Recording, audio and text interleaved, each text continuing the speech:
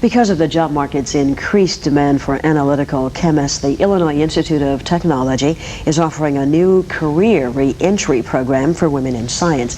And here to tell us more about the program, I'd like for you to meet my guest. First, Dr. Ken Shug. He's professor of chemistry. Alongside him is Rosaire Hall. She's a student. And alongside her is Dr. Therese Cotton, who is an assistant professor of chemistry. Good morning. It's nice to have all three of you here. Do women belong in science? Yes or no, or maybe, or sometimes, or today today yes, 2 years ago no. What do you think? Well, definitely, and I think they always have belonged in science. Why is it that there has never been an aggressive attempt to get more women involved in science? Let the women answer that question. I don't know. Okay, Rosaire, I really think it was an attitude. Women were never encouraged to get higher education because it was felt that they wouldn't need it. You know, their role as a homemaker was sufficient. I think that women see more opportunities, and they have abilities that men just don't have in some areas, including science. There's they have abilities that men may not have in analytical chemistry, for one thing. Therese, what do you think? Well, I agree with Rosaire that it probably was partly due to the fact that women weren't encouraged to have higher education in general. The sciences themselves, I think, are very demanding and require a lot of commitment time-wise, and I think for that reason women tended to go into professions where they could do, say, secretarial work part-time, whereas this is very difficult to do in science. Also, if you have a family, it's difficult to leave science and then come back into it. It's changing so quickly, you very quickly become out of date. So it was not a career that you can easily fit into routine with housework and having a family. I think that was one of the major reasons. What isn't? I think another factor was the myth that women weren't good in mathematics and that the sciences needed a good quantitative approach, and since there was this misconception as to ability of women in that area, they were encouraged to go into areas which did not require the... What is an analytical chemist? And what does an analytical chemist do? Lots of things. Well, all right, we've got 4 days. No, we've got about 5 minutes. Well, quickly, mostly they are problem solvers. In industry, for example, anytime there's a problem, say in manufacturing something, maybe one of the formulations isn't working properly, an analytical chemist can come in and analyze for components, quantitatively how much there is, qualitatively what there is there, and quickly tell what's wrong, hopefully. Also, as everyone knows, in the environment, they're very important there, analyzing for toxic components in water, soil, and in the hospital. They also do a great deal of analytical work in laboratories, very important work. So there's many, many job opportunities for analytical chemists. And they have to be very skilled in many different areas, including mechanical things, electrical, computer. It's very diversified, and I think a very good field for women right now. Well, tell me a little bit more about the program at IIT.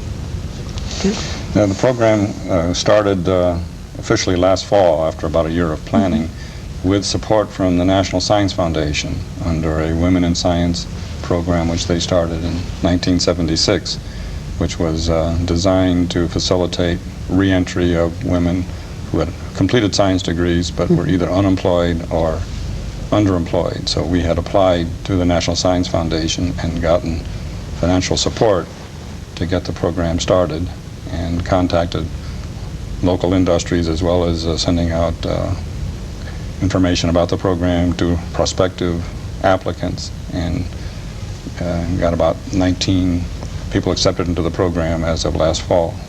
Now, how long is the program itself? Is it a 1 year, 2 year? On the average, it'll probably be a 2-year program. It depends a little bit on what level of courses people are able to take. Rosaire, what kinds of things are you learning outside of the classroom, perhaps about yourself, in terms of the program? I'm finding that I can manage my time a lot better than I thought I could. I'm finding that I have a much longer attention span than I had before. These are skills that you have to brush up on when you enter a program like this. It's a feeling of a lot of self-confidence in myself because of the program. I think it's a positive. I have small children, and I think it's very good for them to see that education is an ongoing process, not something that ends maybe when you finish college or high school. So that's a good point. Very positive program. Tell me about the money that can be made if you follow the route that Rozier is following. Well, a typical bachelor level chemist nowadays would start, I guess, in the early 20s, $20,000 a year and up, depending on their background a little bit. And these women in our program will actually have more than a typical bachelor's degree. They will also have an internship, and they will have worked in a laboratory, either in industry or at IIT in the chemistry department. So they'll have skills that a typical bachelor level chemist will not have.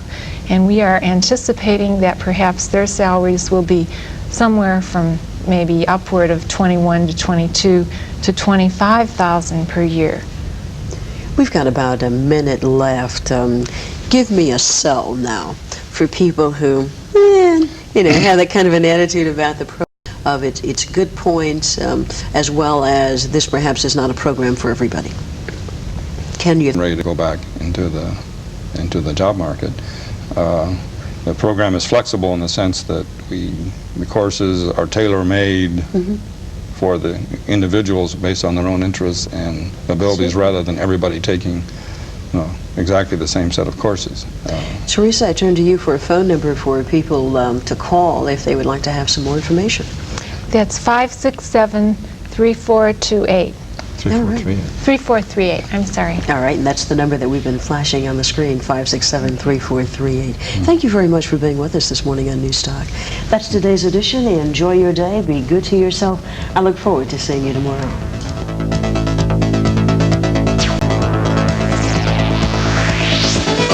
Jacqueline Bissett and Ed Marinaro of Hill Street Blues.